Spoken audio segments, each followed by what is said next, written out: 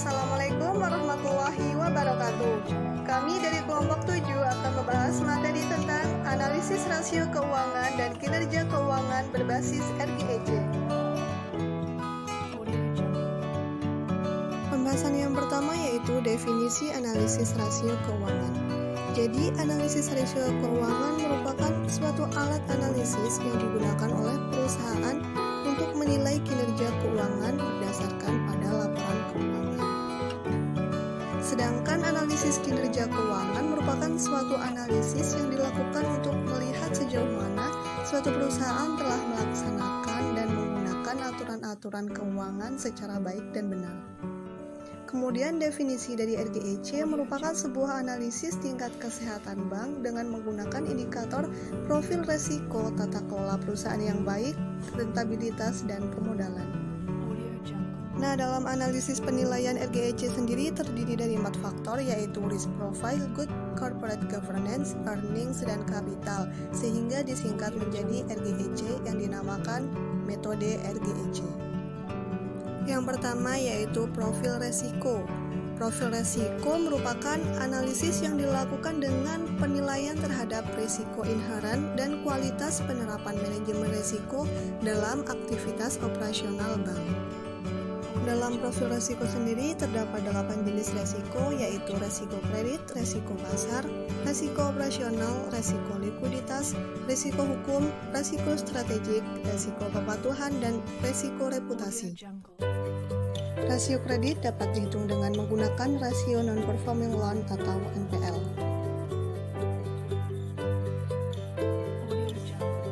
Sedangkan rasio likuiditas dapat dihitung dengan menggunakan rasio loan to deposit ratio atau LDR.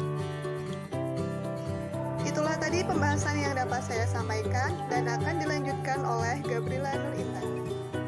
Oke, saya Gabriela Nur Intan. Saya akan melanjutkan materi tentang Good Corporate Governance atau GCG. Good Corporate Governance merupakan suatu sistem yang mengendalikan perusahaan dengan tujuan agar mencapai kesinambungan antara kekuatan kewenangan yang diperlukan oleh perusahaan untuk menjamin kelangsungan eksistensinya dan pertanggungjawaban kepada stakeholders. Berdasarkan Surat Edaran Bank Indonesia nomor 15/15 DPNP kepada semua bank umum di Indonesia perihal pelaksanaan Good Corporate Governance mengenai penilaian tingkat kesehatan bank umum dengan menggunakan metode RGEC, penilaian terhadap Good Corporate Governance pada industri perbankan harus berlandaskan pada 5 prinsip dasar. Yang pertama, transparansi, yaitu keterbukaan dalam mengemukakan informasi serta keterbukaan dalam melaksanakan proses pengambilan keputusan.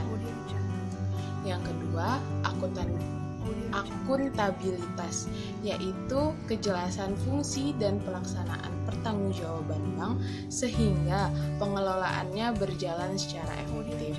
Yang ketiga, pertanggungjawaban, yaitu kesesuaian pengelolaan bank dengan peraturan perundang-undangan yang berlaku. Yang keempat, independensi, yaitu pengelolaan bank secara profesional tanpa pengaruh dan tekanan dari pihak luar. Yang kelima, kewajaran, yaitu keadilan dan kesetaraan dalam memenuhi hak-hak stakeholder yang timbul berdasarkan perjanjian dan peraturan yang berlaku. Nah, dalam rangka memastikan penerapan 5 prinsip Good Corporate Governance tersebut, bank harus melakukan penilaian sendiri atau self-assessment secara berkala. Terdapat sekurangnya itu 11 faktor penilaian, yaitu yang pertama, pelaksanaan tugas dan tanggung jawab Dewan Komisaris. Yang kedua, pelaksanaan tugas dan tanggung jawab direksi. Yang ketiga, kelengkapan dan pelaksanaan tugas komite. Yang keempat, penanganan benturan kepentingan. Yang kelima, penerapan fungsi kepatuhan. Yang keenam, penerapan fungsi audit internal. Yang ketujuh, penerapan fungsi audit eksternal. Yang kedelapan, penerapan manajemen risiko termasuk sistem pengendalian internal. Yang kesembilan, penyediaan dana kepada pihak terkait dan penyediaan dana besar. Yang ke-10, transparansi kondisi keuangan dan non-keuangan bank. Dan yang terakhir, rencana strategis bank. Nah, selain 11 faktor tersebut, perlu diperhatikan pula informasi lainnya yang berkaitan dengan good corporate governance bank. Seperti misalnya permasalahan yang timbul sebagai dampak kebijakan pada suatu bank atau perselisihan internal bank yang mengganggu operasional dan keuangan bank tersebut. Nah, sekian dari saya. Materi selanjutnya akan disampaikan oleh rekan saya. Assalamualaikum warahmatullahi wabarakatuh. Nama saya Ridwan. Di sini saya akan menjelaskan definisi, jenis-jenis dan kegunaan dari earning. Yang pertama ada definisi. Earning adalah laba bersih dari satu bidang usaha atau satu periode. Istilah earning dapat digunakan oleh bidang usaha ataupun perseorangan. Seseorang dapat memperoleh earning dari upah, gaji, atau pembayaran lainnya.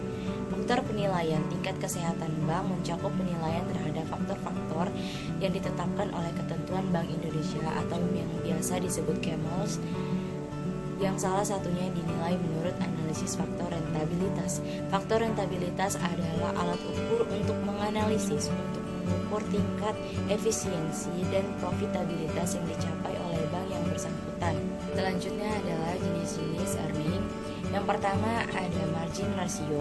Ini benar-benar menilai kemampuan perusahaan untuk memperoleh laba bersih pada tingkat penjualan tertentu yang terlihat langsung pada analisa common size pada laporan laba rugi yang tepatnya berada pada baris terakhir. Yang kedua adalah return on investment atau ROI, merupakan kemampuan perusahaan untuk memperoleh keuntungan berupa laba bersih setelah pajak agar bisa menutupi investasi yang dikeluarkan. Yang ketiga ada return on asset atau ROE, yang merupakan kemampuan perusahaan untuk memperoleh laba dengan menggunakan semua aktiva yang dimiliki oleh perusahaan. Yang terakhir ada earning per share atau EPS, yang merupakan rasio untuk mengukur kemampuan setiap lembar saham dalam menghasilkan laba berupa jumlah rupiah, sehingga pada umumnya manajemen perusahaan pemegang saham biasa dan calon pemegang saham lebih tertarik dengan perhitungan menggunakan earning per share. Yang selanjutnya adalah kegunaan earning atau rentabilitas ekonomi dalam kinerja keuangan perusahaan, merupakan bagian dari hasil keputusan individual yang dibuat secara terus-menerus oleh manajemen perusahaan. Karena itu, analisis dampak keuangan kumulatif perlu dilibatkan untuk menilai kinerja keuangan suatu perusahaan. Selanjutnya, keputusan masih harus dipertimbangkan dengan menggunakan ukuran komparatif dan stabilitas, akan membantu pihak manajemen untuk menilai kemampuan aspek ekonomis perusahaan, yaitu kemampuan dalam menghasilkan laba. Baik, saya Sidiki Hartanto akan melanjutkan penjelasan dari Regina, yaitu yang keempat mengenai kapital atau permodalan. Kapital ini merupakan modal pokok yang diserahkan oleh pemilik atau para pemilik perusahaan kepada perusahaan untuk memulai usaha baru. Kapital atau permodalan diukur menggunakan Capital Adequacy Ratio atau CAR. CAR ini adalah kecukupan modal yang menunjukkan kemampuan bank dalam mempertahankan modal yang mencukupi dan kemampuan manajemen bank dalam mengidentifikasi, mengukur, mengawasi, dan mengontrol resiko-resiko yang timbul yang dapat berpengaruh terhadap besarnya modal bank.